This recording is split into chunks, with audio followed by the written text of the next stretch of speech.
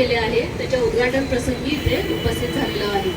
महापालिकेच्या वतीने दिव्यांग क्रीडा विभागामार्फत नेहमीच आपण दिव्यांगांसाठी वेगवेगळे कार्यक्रम राबवत असतो। यामध्ये दिव्यांगांच्या पेन्शन योजना असो, त्यांना व्यावसायिक अर्थसहाय्य असो, तसेच दिव्यांगांसाठी तांत्रिक प्रशिक्षण असो, दिव्यांगांसाठी मोफत फिजिओथेरपी सेंटर चालवणे असो, असे आपण नेहमीच विविध उपक्रम माननीय आयुक्त यांच्या मार्गदर्शनाखाली राबवत असतो। त्याचाच एक भाग म्हणून आजच्या या क्रीडा स्पर्धेचं आपण आयोजन केलेलं आहे। आजच्या या क्रीडा स्पर्धेमध्ये गोळाफेक, कॅरम, बुद्धिबळ, व्हीलचेअर रेसिंग, तसेच म्हणजे बौद्धिवान जे मतिमंद दिव्यांग आपले बंधू भगिनी आहेत त्यांच्यासाठी बादलीमध्ये चेंडू टाकणे यासारख्या स्पर्धांचा आज आपण समावेश केलेला आहे। या स्पर्धा प्रकारांमुळे निश्चितच आपल्या सर्व दिव्यांग बंधू भगिनींसाठी एक व्यासपीठ मिळणार आहे। यामुळे आपल्यामध्ये एक आत्मविश्वासाची भावना वाढीस नक्कीच लागणार आहे। तसेच आमच्यासारख्या लोकांना तसेच समाजाला देखील यामधून निश्चितच प्रेरणा मिळणार आहे। आजच्या दिव्यांग क्रीडा स्पर्धेसाठी उपस्थित सर्व माझे दिव्यांग बंधू आणि भगिनींनो, आपल्याला मी मंडपाच्या वतीने आणि माझ्यामार्फत आपल्याला आजच्या क्रीडा स्पर्धेसाठी खूप खूप शुभेच्छा देते। एवढे बोलून माझे 2 शब्द संपवते। धन्यवाद। जय हिंद, जय महाराष्ट्र। कारण की तुम्ही आज क्रीडा खेळताय ही छोटी गोष्ट नाही आहे। सरांनी आत्ताच सांगितलं की आज दिव्यांग जरी असलात पण मी दिव्यांग हा शब्द घोषितच नाही करत आहे। मी एक सर्वसामान्य नागरिक म्हणूनच तुम्हाला बघते आहे आणि मी तशीच बघणार आहे। खरं तर तुम्ही आज एवढ्या म्हणजे अशी परिस्थिती असताना तुम्ही जे सगळे क्रीडा खेळताय, आंतरराष्ट्रीय लेवलला जर पोहोचताय तुम्ही, म्हणजे तुम्ही सर्वसामान्य झालेले आहात। सर्वसामान्य नागरिक जिथे पोहोचत नाही तिथे तुम्ही पोहोचता आहात आणि त्या ठिकाणी तुम्ही जाऊन जर ते आपल्या देशाचं नाव हे करतायत, मोठं करतायत, तर त्यासाठी मी तुमच्या सगळ्यांचे मनापासून आभार व्यक्त करते। कारण की अशीच तुमची ही प्रगती हो।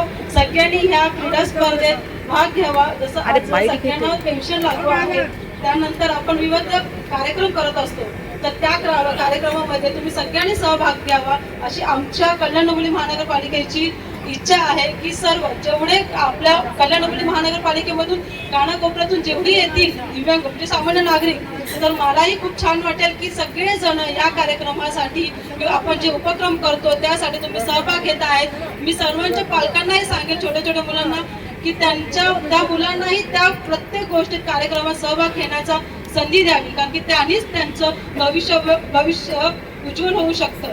त्यासाठी मी एवढंच बोलते आणि 2 शब्द थांबवते। जय हिंद, जय महाराष्ट्र। दिव्यांग क्षेत्रामध्ये आपल्या शासनाच्या आणि सामाजिक एक जे बघण्याचे दृष्टिकोन आहे ते हळूहळू बदलत चाललेला आहे। आपल्याला माहित असेल की 2016ला जेव्हा शासनाने rights to persons with disabilities act काढला, त्याच्यामध्ये दिव्यांगांचे मूलभूत अधिकार याचा उल्लेख करण्यात आला आणि एक मूलभूत बदल त्या ठिकाणी करण्याचं काम शासन आणि प्रशासनाने केलं। अगोदर आपण फक्त 4 ते 5 प्रकारची दिव्यांगता ओळखत होतो, पण आता नवीन अधिनियमाप्रमाणे जवळजवळ 21 प्रकार 21 टाइप्स ऑफ डिसेबिलिटीज आपण ओळखतो। नुसतं फक्त मूक बधिर, कण बधिर ओळखलं न जाता आपण autism, cerebral palsy, muscular dystrophy इथपर्यंत आपण आपल्याला ओळखायचे आणि ओळखून लवकर त्याचे निदान करायचे। एक कॉन्सेप्ट त्याच्यामध्ये आणखी असा आहे की आपल्याला आपला क्षेत्र डिसेबिलिटी फ्री करायचे। डिसेबिलिटी फ्रीचा अर्थ असा आहे की कोणालाही दिव्यांगता नसायला पाहिजे। त्याच्यामध्ये 2 भाग आहेत की असलेले दिव्यांग बांधवांना आपल्याला कसे सक्षम करायचे आणि जर आपण लहान बच्चूंमध्ये लवकरात लवकर शोध घेऊन त्याला ट्रीटमेंट देऊ शकलो तर पूर्णतः त्याची दिव्यांगता आपल्याला दूर करता येईल आणि आपण डिसेबिलिटी फ्री आपला केडीएमसी करू शकणार। त्याच्याकडे पुढची वाटचाल आपली चालू असणार आहे आणि थेरपी आपण विविध ठिकाणी देत असतो। दिव्यांग क्षेत्रामध्ये म्हटलं जाते की क्रीडा पण एक प्रकारची थेरपी आहे। म्हणजे जेव्हा मुलं खेळतात, धावतात, काही बुद्धिबळाचे जे आपले क्रीडा आहे त्याच्यामध्ये सम्मिलित होतात, त्यांची जे दिव्यांगता आहे त्याच्यावरही मात देण्याचे काम आपण या ठिकाणी करू शकतो। म्हणून हे जे आजची क्रीडा स्पर्धा आहे हे नुसतं स्पर्धा न बघता मी याला एक थेरपीच्या माध्यमातून हे बघतोय. It is a form of therapy. म्हणून इथे बसलेले सर्व पालक आहेत त्यांना माझी विनंती या ठिकाणी राहील की आपण नुसतं आजचे दिवस क्रीडामध्ये संबंधित न होता दररोज कुठले ना कुठले प्रकारची स्पोर्ट ऍक्टिव्हिटीज मध्ये आपले मुलांना घालण्याचा प्रयत्न करा, जेणेकरून त्यांचे जे प्रोग्रेस आहे त्याच्यामध्ये वृद्धी होईल, त्यांची मानसिक शारीरिक दोन्ही प्रकारची वृद्धी या ठिकाणी होणार आहे. एवढंच नाही तर आपल्याला माहित असेल की आपण केडीएमसी मार्फत एक फिजिकल सर्व दिव्यांग बांधवांना आपल्या क्षेत्रात माझी विनंती आणि माझं आव्हान राहील की आपण त्या सेंटरचा जास्तीत जास्त फायदा घेण्याचा प्रयत्न करा. अगदी कमी शुल्कात आपण तिथे सगळे थेरपीज एकाच छताखाली सगळे थेरपीज देण्याचा प्रयत्न करतो, जेणेकरून पालकांना इकडे तिकडे डॉक्टर्सकडे किंवा आपल्या क्षेत्राचे बाहेर जाण्याची गरज भासणार नाही. एवढंच नाही तर आपण आता एक मी मॅडमशी बोलत होतो एक ऑटिझम विलेज आणि ऑटिझम सेन्सरी पार्क ही आपण इथे तयार करतोय. तिथे आपण एक इंडोरचे गेम्सच्या माध्यमातून थेरपी आणि बाहेर एक असं सेन्सरी गार्डन राहील. तिथे विविध प्रकारची थेरपी त्या ठिकाणी उपलब्ध होणार. ऑटिझम सेरेब्रल पाल्सी साठी विशेष करून त्या ठिकाणी इन्स्ट्रुमेंट्स उपलब्ध असणार आहेत. ही संकल्पना केरळमध्ये थ्रिसूर एक गाव आहे त्या ठिकाणी भारतचे स्तराच्या म्हणजे नॅशनल स्तराच्या एक इन्स्टिट्यूट आहे डिसेबिलिटीचा, त्यांनी त्याचं तयार केलेलं आहे. त्याच संकल्पनेतून आपण इथे तयार करण्याचा प्रयत्न करतोय. लवकरात लवकर ते पण नागरिकांसाठी आणि दिव्यांग बांधवांसाठी उपलब्ध होणार आहे. शेवटी सक्षमीकरणसाठी आपण आता प्रयत्न करतोय.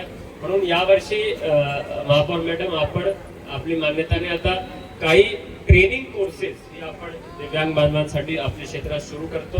त्या ट्रेनिंग कोर्सेस 8 ते 10 प्रकारचे ट्रेनिंग कोर्सेस प्रथमतः आपण सुरू करतोय, जे राष्ट्रीय कौशल्य विकास योजना अंतर्गत असणार, नॅशनल स्किल डेव्हलपमेंट काउन्सिल अंतर्गत. त्या ठिकाणी 3-3 महिन्याचे कोर्सेस असतात, सर्टिफिकेट भेटत असतो आणि त्या केंद्रामार्फत शाश्वत प्लेसमेंटचीही त्या ठिकाणी हमी दिली जाते.